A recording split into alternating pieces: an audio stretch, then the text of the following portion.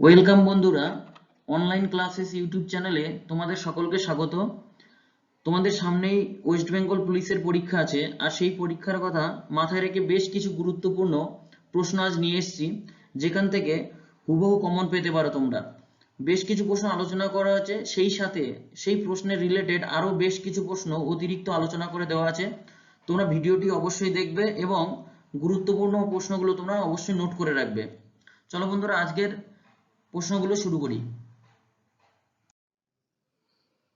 দেখো, প্রথম প্রশ্ন হচ্ছে, ভারতের সংবিধানের কোন অংশকে ম্যাগনা কার্টা বলা হয়?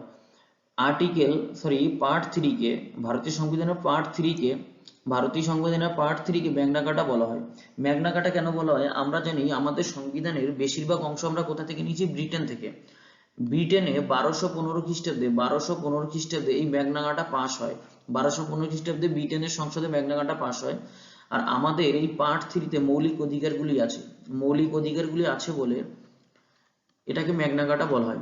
আর এই পার্ট 3 তে কতগুলি আর্টিকেল আছে? মোট আর্টিকেল আছে, দেখো, 12 নম্বর আর্টিকেল থেকে 35 নম্বর আর্টিকেল কিন্তু পার্ট 3 তে রাখা হয়েছে। মনে রাখবে, এগুলো সব মৌলিক অধিকার বলা হয়েছে। পরের প্রশ্ন কি আছে? আর মৌলিক অধিকার আমরা কোথা থেকে নিয়েছি? আমেরিকা থেকে নিয়েছি। কোথায়? ইউএসএ থেকে। মৌলিক অধিকারের ধারণা নিয়েছি আমরা ইউএসএ থেকে, এটা মনে রাখবে। পরের প্রশ্ন দেখো, রাজ্যপালের অর্ডিন্যান্স জারির ক্ষমতা কত নম্বর আর্টিকেলে বলা আছে? 213 নম্বর আর্টিকেলে। 213 নম্বর আর্টিকেলে রাজ্যপালের অর্ডিন্যান্স জারির কথা বলা আছে। এই অর্ডিন্যান্স ব্যাপারটা কি? ধরো, বিধানসভা এখন চলছে না, পশ্চিমবঙ্গের বিধানসভা এখন চলছে না। রাজ্যপাল কোনো দরকারে যদি বিধানসভার অধিবেশন ডাকতে চান, তখন তাকে একটা অর্ডিন্যান্স জারি করতে হয়। এটা হচ্ছে অর্ডিন্যান্স, মানে যে কোনো সময় তিনি বিধানসভার অধিবেশন ডাকতে পারেন। আর এটা আছে আর্টিকেলের 213 নম্বরে। আমি আগে একটা ক্লাসে বলেছিলাম রাষ্ট্রপতি অর্ডিন্যান্স জারি করতে পারেন, সেটা আছে কত নম্বরে? 123। 1 2 3 আমি বলেছিলাম, 1 2 3।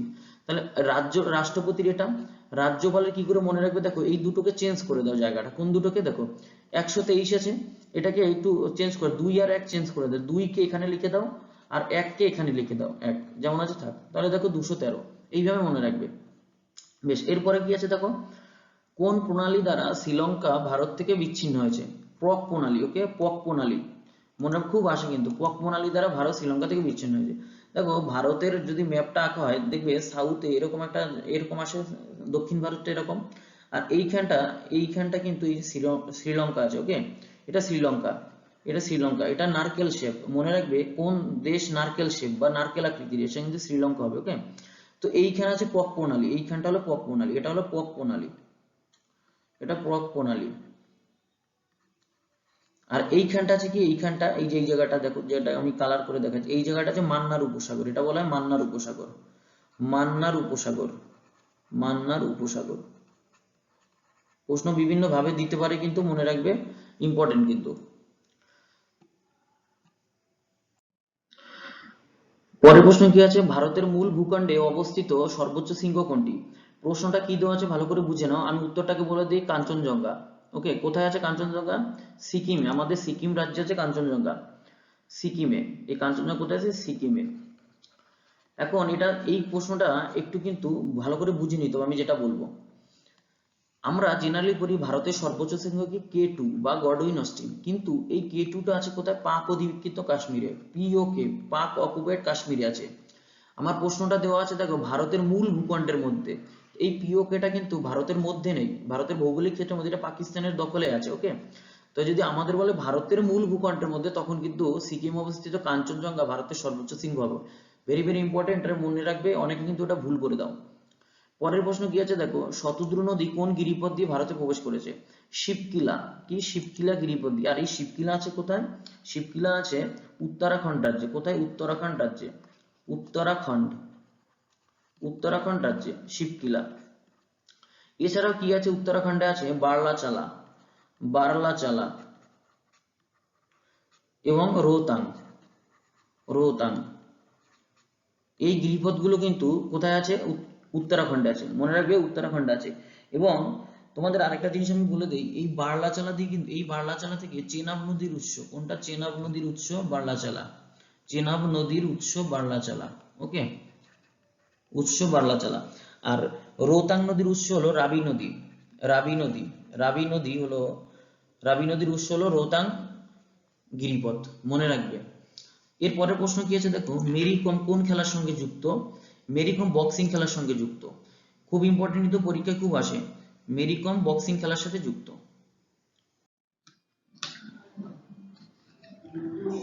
আমাদের পরবর্তী প্রশ্ন আছে, অ্যাকোয়াফর্টিস বা তেজি জল বলা হয় কাকে? ওকে, মনে রাখবে নাইট্রিক অ্যাসিডকে অ্যাকোয়াফর্টিস বা তেজি জল বলা হয়। এখানে আমি তোমাদের একটা গুরুত্বপূর্ণ জিনিস একটু বলে দেই, এটা হলো নাইট্রিক অ্যাসিডের ফর্মুলা। ওকে, এটাকে অ্যাকোয়াফর্টিস বা তেজি জল বলা হয়। যদি বলা হয় অম্লরাজ কি?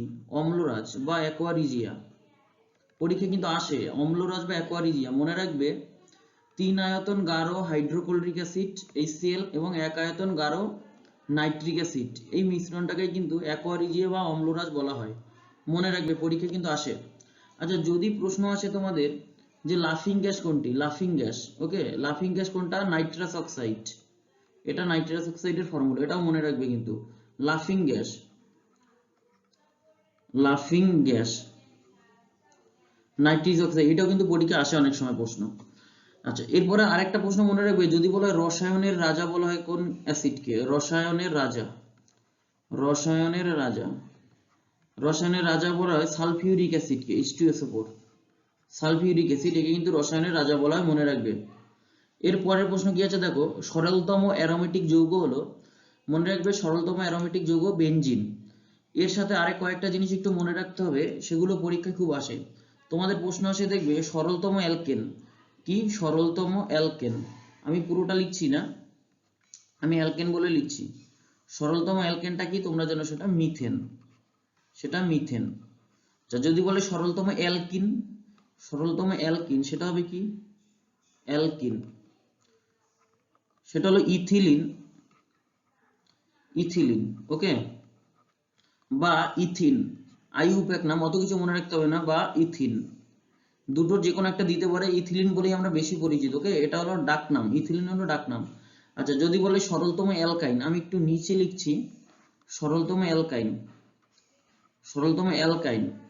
যদি বলে সেটা কি মনে রাখবে? অ্যাসিটিলিন, অ্যাসিটিলিন, অ্যাসিটিলিন, এটা হলো ডাক নাম অ্যাসিটিলিন। আর যদি মানে আইইউপ্যাক নাম জানি, সেটা হবে ইথাইন। কি হবে? ইথাইন, ওকে।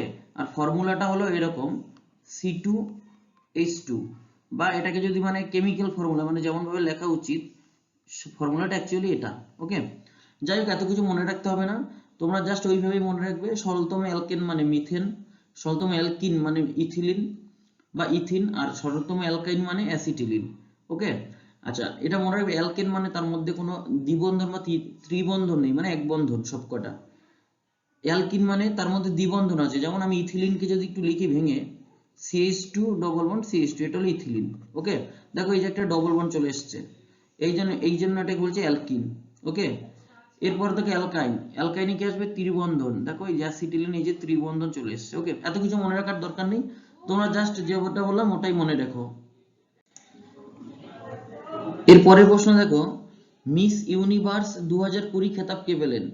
মনে রাখবে মিস ইউনিভার্স 2020 খেতাব পেলেন কে? অ্যান্ড্রা মেজা। ইনি কোথাকার? মেক্সিকোর।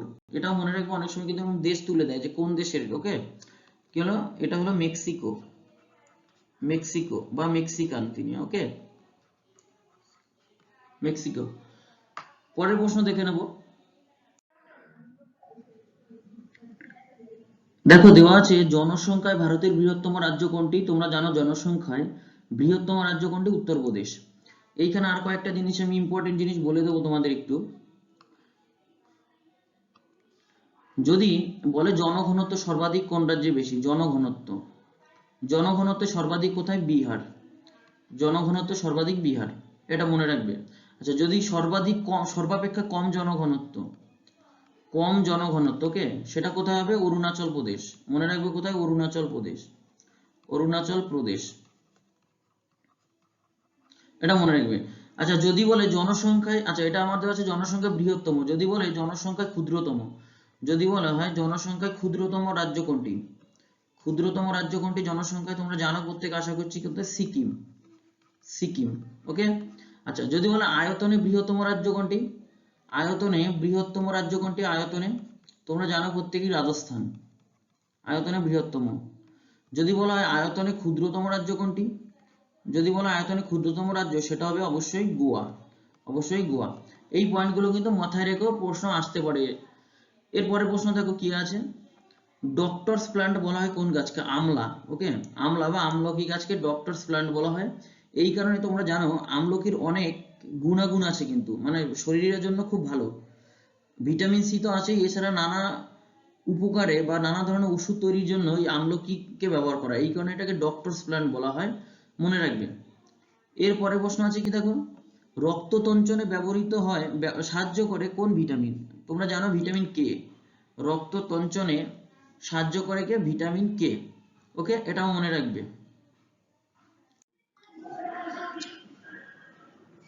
ইসরোর সদর দপ্তর কোথায় অবস্থিত? ইসরোর সদর দপ্তর কোথায় অবস্থিত? ব্যাঙ্গালোরে, ইন্ডিয়ান স্পেস রিসার্চ অর্গানাইজেশন, মনে রাখবে। আচ্ছা, যদি বলা হয় ডিআরডিওর সদর দপ্তর কোথায়? ডিআরডিও, এটা মনে রাখবে, পরীক্ষা আসবে কিন্তু। ডিআরডিও সদর দপ্তর কোথায়? দিল্লিতে। এটা কোথায়? দিল্লিতে, ডিআরডিও সদর দপ্তর। পরের প্রশ্ন দেখো, কপিলধারা জলপ্রপাত কোন নদীর উপর? কপিলধারা জলপ্রপাত হলো নর্মদা নদীর উপরে। আর এই নর্মদা নদী উৎপত্তি লাভ করেছে কোথা থেকে? নর্মদা নদী উৎপত্তি লাভ করেছে, দেখো একটা আছে মৈকাল পাহাড়। ওকে, মৈকাল। এই মৈকাল পাহাড়ের সর্বোচ্চ শৃঙ্গ হলো কোথায়? অমরকন্টক, অমরকন্টক, অমরকন্টক। এই অমরকন্টক থেকেই নর্মদা নদী উৎপত্তি লাভ করেছে, এটাও কিন্তু পরীক্ষা আসতে পারে। ওকে, শুধু নর্মদাই নয়, আরো কয়েকটা জিনিস একটু মনে রাখবে। এই অমরকন্টক থেকে কিন্তু নর্মদা যেমন উৎপত্তি লাভ করেছে, সেই রকম আরো দুটো নদী উৎপত্তি লাভ করেছে। একটা হলো সোন নদী, একটা হলো সোন নদী, আর একটা হলো মহানদী, আর একটা হলো মহানদী। তার মানে মনে রাখবে এই অমরকন্টক থেকে তিনটে নদী উৎপত্তি লাভ করেছে। একটা হলো নর্মদা, যেটা হলো পশ্চিম বাহিনী, একটা হলো সোন নদী, সেটা উত্তর দিকে গেছে, আর একটা মহানদী, যেটা পূর্ব দিকে গেছে। মনে রাখবে, ভেরি ভেরি ইম্পর্টেন্ট কিন্তু এটা। চলো পরের প্রশ্ন দেখি, উত্তর পূর্ব ভারতের বৃহত্তম হ্রদ কোনটি?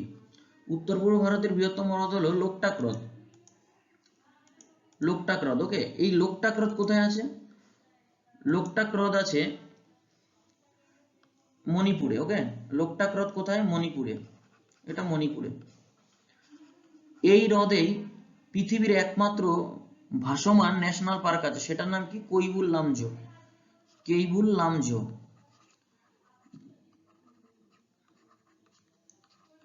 এটাও মনে রাখবে, কিন্তু ভেরি ভেরি ইম্পর্টেন্ট প্রশ্ন, এটা পরীক্ষায় খুব আসে, যে পৃথিবীর একমাত্র ভাসমান ন্যাশনাল পার্কের নাম কি? কেইবুল লামজো। এটা কোথায় আছে? মণিপুরে আছে।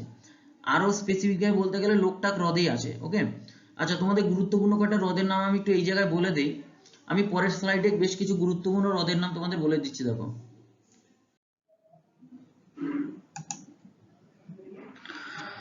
দেখো, হ্রদ সম্বন্ধে তোমাদের কিছু গুরুত্বপূর্ণ তথ্য দিয়ে রাখি, তোমরা একটু মনে রাখবে এগুলো। যেমন প্রথমে বলি, হ্রদ নিয়ে অধ্যয়নকে কি বলে? হ্রদের অধ্যয়নকে কি বলে? লিমনোলজি। এটা মনে রাখবে, পরীক্ষায় কিন্তু আসে অনেক সময়। লিমনোলজি, হ্রদের অধ্যয়নকে। যদি বলা হয় ভারতের বৃহত্তম হ্রদ কোনটি? বৃহত্তম হ্রদ চিলিকা হ্রদ। ওকে, চিলিকা হ্রদ ভারতের বৃহত্তম হ্রদ। এটি কোথায় আছে? উড়িষ্যাতে আছে, উড়িষ্যা। আচ্ছা, এই চিলিকা হ্রদই 1971 সালে রামসর সাইটের অন্তর্ভুক্ত হয়, রামসর সাইটের অন্তর্ভুক্ত হয়। যদি বলা হয় ভারতের প্রথম রামসার সাইট কোনটি, সেটাও কিন্তু উত্তর হবে চিলিকা হ্রদ। ওকে, আর এই রামসর একটা কি, একটা ইরানের শহরের নাম, ইরানের শহর। যদি বলা হয় রামসর কোন দেশের শহর, মানে কোন দেশ অবস্থিত, মনে রাখবে ইরানে। এই ধরনের প্রশ্ন কিন্তু অনেক সময় স্ট্যাটিক জিকেতে দিয়ে দেয়। এর পরের প্রশ্ন দেখো, ভারতের বৃহত্তম হ্রদ বললাম, এবার যদি বলি ভারতের গভীরতম হ্রদ, গভীরতম হ্রদ কি হবে? সেটা মানবল, মানবল। কোথায় আছে? জম্মু অ্যান্ড কাশ্মীরে, মনে রাখবে। যদি বলা হয় ভারতের দীর্ঘতম হ্রদ, দীর্ঘতম হ্রদ, সেটা কি হবে? ভীমনাদ, ভীমনাদ। ওকে, ভীমনাদ, সেটা কোথায় আছে? কেরালাতে, সেটা আছে কেরালাতে, ভীমনাদ। যদি বলা হয় ভারতের সর্বাপেক্ষা লবণাক্ত জলের হ্রদ কোনটি? লবণাক্ত জলের হ্রদ, জলের সর্বাপেক্ষা, ওকে, সেটা মনে রাখবে কোথায়, সম্বর হ্রদ। সম্বর হ্রদ এটাও কোথায় আছে, এটা আছে রাজস্থানে, এটা আছে রাজস্থানে। যদি বলা হয় ভারতের সর্বাপেক্ষা মিষ্টি জলের হ্রদ, সর্বাপেক্ষা মিষ্টি জলের হ্রদ, মিষ্টি জলের হ্রদ হবে কোনটি, মিষ্টি জলের হ্রদ উলার হ্রদ। এটি কোথায় আছে, জম্মু অ্যান্ড কাশ্মীরে, জম্মু অ্যান্ড কাশ্মীরে। এই প্রশ্নগুলো কিন্তু মাথায় রাখবে, এই ধরনের প্রশ্ন কিন্তু আসে পরীক্ষায়, ওকে। তাহলে বন্ধুরা আমার আজকের ভিডিও এই পর্যন্ত থাকবে। ভিডিওটি ভালো লাগলে তোমরা লাইক করো, শেয়ার করো এবং সাবস্ক্রাইব করো।